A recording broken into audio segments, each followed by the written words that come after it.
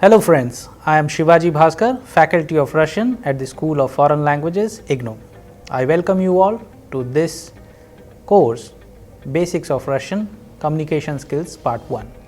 As you must be aware that in our previous modules, we have discussed about various aspects of the Russian phonetics. We started with the Russian alphabet and then we further distinguished them as vowels and consonants. We have also seen the formation of different combinations where we have combined vowels and consonants as well as consonants and vowels together. This was especially done so that you can recognize different sound patterns, tone and texture of the Russian language. And now, since we are going to talk about the genders in the Russian language, we have been doing quite a few exercises where we have used possessive pronouns with a few words, and we have also identified their endings so that whenever we are making the simple sentences, we make no mistake. So now in this module, we will also be looking at various sound combinations of vowels and consonants, consonants and vowels, and we will also be learning about new words and expressions. We will also be making a few more sentences in Russian.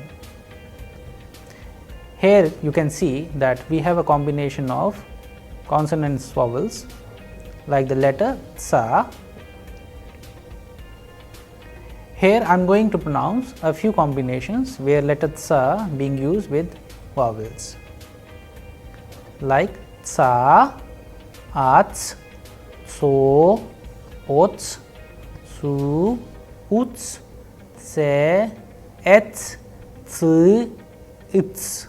So here you can very well recognize these different sounds, as we have been telling that even if you don't look at the screen, you will be able to identify these sounds. Our recommendation is that you may please note these sounds down on your notebook while listening to them. So I am going to repeat again the combinations: tsa, ats, so, ots, su, uts, se, ets and tsi, its. Now let us look at the combination where the consonant is coming first and then the vowel: tsa, so, su, se, tsi. Now let us pay attention to the combination where the vowel is coming first and then the consonant: ats, ots, uts, ets and uts. So here you have seen, by doing different type of exercises, you can master these sounds and identify these particular sounds when combined together, maybe in a format of consonant and vowel or vowel and consonant. I hope this is clear to you now. Let us go to the next section. Here again we have combinations where you will find certain combinations of the letter S and letter tsa. Why? Because there are certain instances where the sound of S and tsa coincide. So let us do the exercise first and pay attention to the sounds. Sa, tsa, so, tso, su, tsu, si, si. However, it might look very similar, but there is a very slight difference. Whenever we are pronouncing S and ts, there is a slight difference. So let us pay attention once again to the sounds: sa, tsa, so, tso, su, tsu, si, si. Now let us pay attention to another combination. We have sa, sa, so, su, su, si and si. So here you have distinguished between these different patterns with the help of these exercises, and I would like to tell you all to pay attention to these sound patterns and try to write them down in your notebook without even looking at the screen. It would help you to identify certain other structures, certain other sound patterns. Whenever you are listening to a certain Russian sound, you will be able to identify it properly and then answer. Alright, now let us go ahead and look at a few more new combinations of such letters. Here we are going to look at the letter T and Ts. So, please pay attention to the sounds. Ta, Tsa, To, Tso, Tu, Tsu, Tu, Si. And now we are going to look at the combination where Tsa is coming first and then letter T. Ta, alright. So, now we are going to do Tsa. First we have done Ta and Tsa, now we are changing into Tsa and Ta. So, accordingly you have to pay attention to the second combination.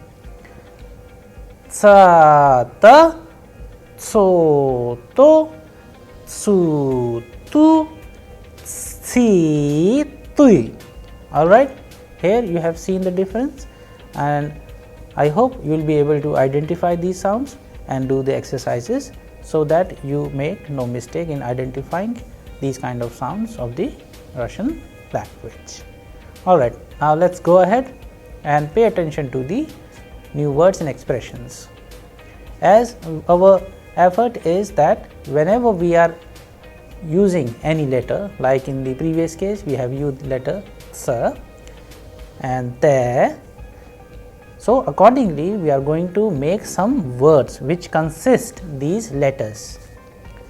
Okay, so let us pay attention to these new words and expressions. We have the first one, cirque. Cirque means circus. Center. Center means center. Concert. Concert means concert. Koniec. Koniec means end. Отец. Отец means father, and Indiец. Indiец means Indian.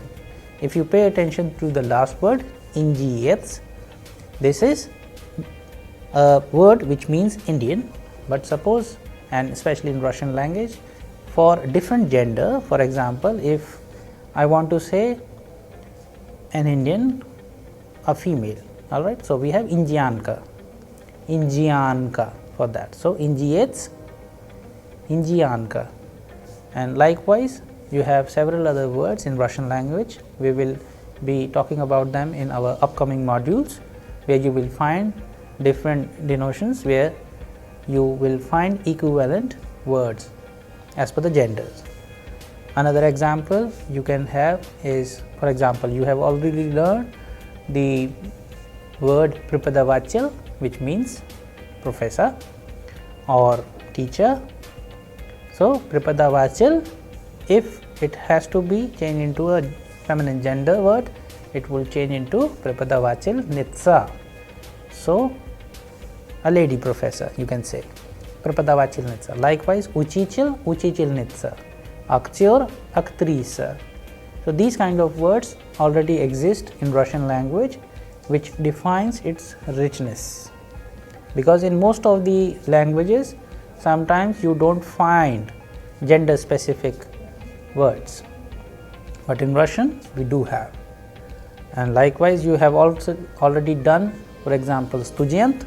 Student means student, a male student. If you want to say a female student, then it has to be studentka. Okay, and drug means friend. If it is a female friend, then you have to say padruga. So, it is very rich language, very specific language as far as this kind of distinguishment is concerned. So, let us pay attention to these words once again, and then we will go ahead. Cirque, center, concert, Koniec, Отец, Indiец.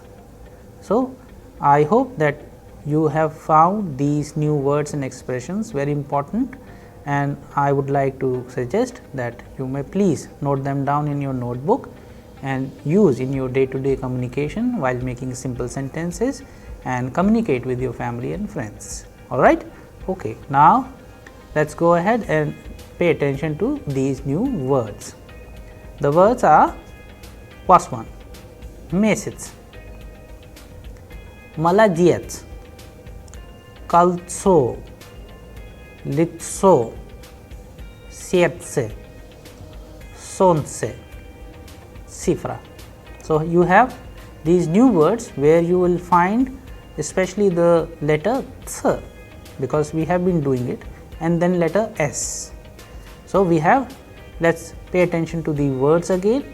Mesec means month, молодец means well done, кольцо means ring, лицо means face, сердце means heart, солнце means sun, cifra means digit. And since we have been doing certain exercises where we have found that this is the noun, the ending of the noun or the gender of the noun decides the ending of the adjective. You can also see these kind of changes into when we have done possessive pronouns. So, I would like to tell you all that please keep in mind all these important aspects which are very important in order to make correct sentences, where of course you will be using the possessive pronouns, personal pronouns, pronouns, nouns, adjectives, verbs in a conjugated form, or simply while using them in a specific case. So, this is a kind of a scheme of things where you have to use certain things while making the sentences. The sentences can be very simple or they can be of a different tone and texture depending upon the context and the thought. As you know that we have been discussing about certain concepts of the Russian language, that it is the noun which defines the ending of the adjective, and it actually depends upon the gender of the noun.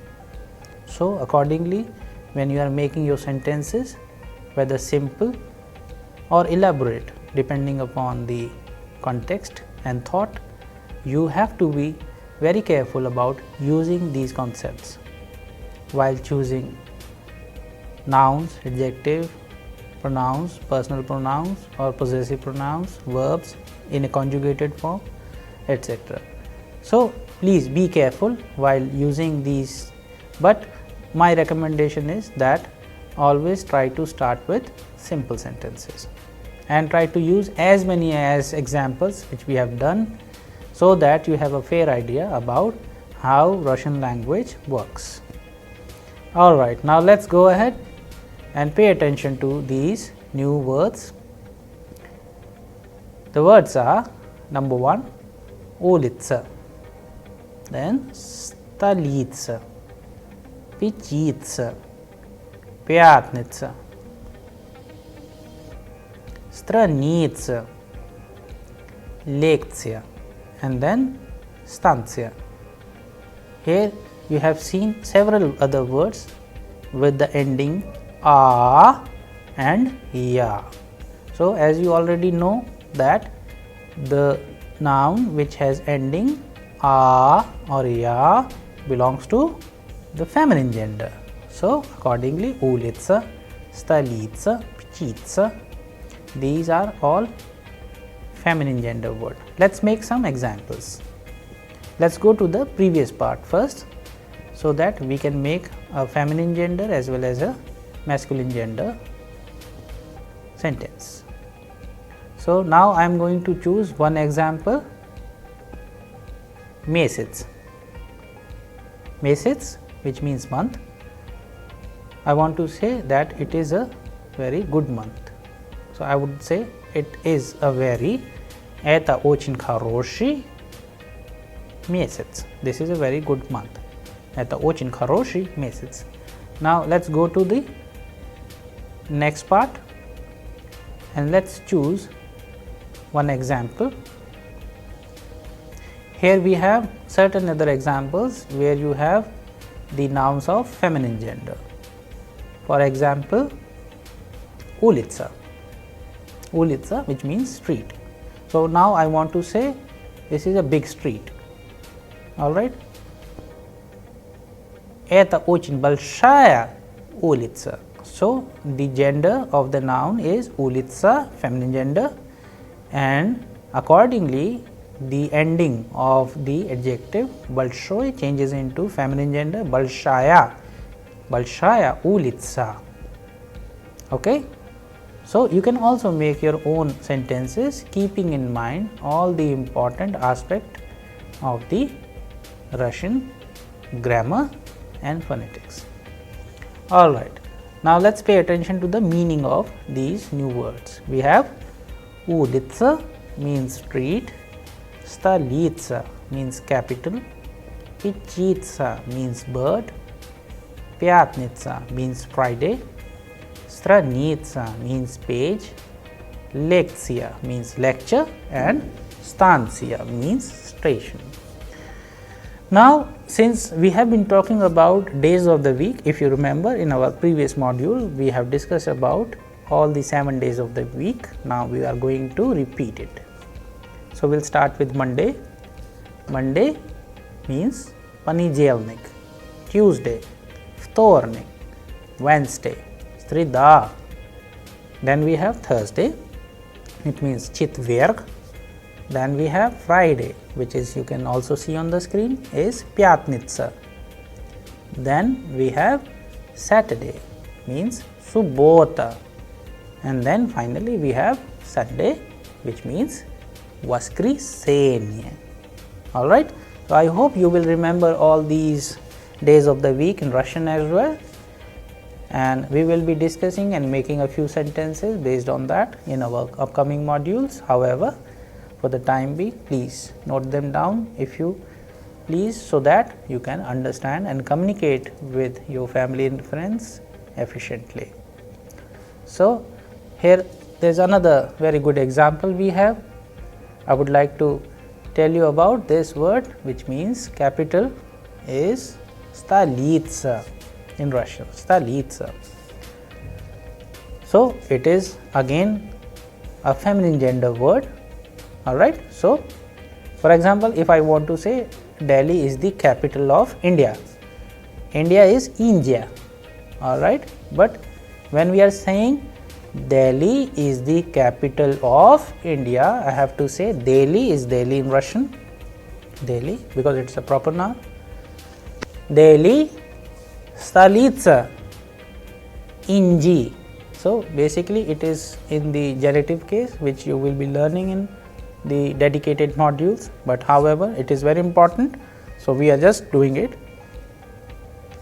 Delhi is the capital of India. Delhi, Stolitsa, Inji. So, you can also use Moscow is the capital of Russia, Moskva, Stolitsa, России. So, these kind of examples are very important. You can also use the same structure when you want to say capital of the particular states. Alright. And since it belongs to the Rajichelny Padyesh or the genitive case in Russian, you will be learning about them in details in a dedicated module, but however, as a very interesting exercise, you can also do it at home among your family and friends. Alright, now let us go ahead and pay attention to a few new words and expressions. Alright, so here we are going to make some sentences, but before that we will learn about the ending of certain nouns, so that you can understand the meaning of these nouns and know their exact gender. So, as a rule in Russian, there are certain steps which we need to keep in our mind, like if any word is ending with ta, ye, l and soft sign, it denotes masculine gender. If in place of ta, ye, l and soft sign we add nitsa, then it denotes to the feminine gender. How do we know? With an example now. let's pay attention to these examples. Учитель. Учитель. As you already know, учитель means a school teacher or a teacher. Then if we are going to change it into a feminine gender word, then we have a technique of adding nitsa after учитель. So учительница, учительница, учительница. Likewise, we have преподаватель, so преподавательница. Писатель, which means author or writer, then we add nitsa, it becomes писатель, писательница. So here we will do it again. Учитель, учительница, преподаватель, преподавательница, and писатель, писательница. So very importantly and very specifically in Russian, the root of the word actually defines the meaning of the word itself. So in case of писатель, писательница, it comes from the word писать. The verb means to write. So from there the word is becoming писатель, the one who writes, writer, author. Писательница, as per the gender, feminine gender, a female author, a female writer. Alright, so you can also keep this in your mind, but there are certain cases where we don't have gender specific words, they are neutral. For example, if I want to say doctor in Russian, then we have word vrach. Vrach doesn't have this kind of arrangement where you can change it into like in case of учитель or преподаватель, vrach remains vrach. A female doctor or a male doctor always remains vrach. Engineer also remains like that, male or female remains engineer. And likewise there are many other words, especially the professions, where you will find that the meaning remains same and there is no change in that particular word. But however, Russian is a very rich language. In most of the cases you will always find change in the ending of the word if it belongs or denotes to that particular gender. Alright, now let's go ahead and pay attention to certain other combinations of the letter. Now in this case we have kh, letter kh, again a very specific letter in Russian, has a very specific sound, and that is why in order to master it you need to practice. And here we have a combination of letter kh with vowel as well as vowel and the letter kh. So first we are going to do the consonant kh with vowel. Kh, kho, khu, and then khi. Now let's pay attention to the second. Here we have the vowel first and then the consonant kh, akh, ok, uk, ik. Now let's repeat them once again. Kha, akh, ho, ok, khu, uk, and khi, ik.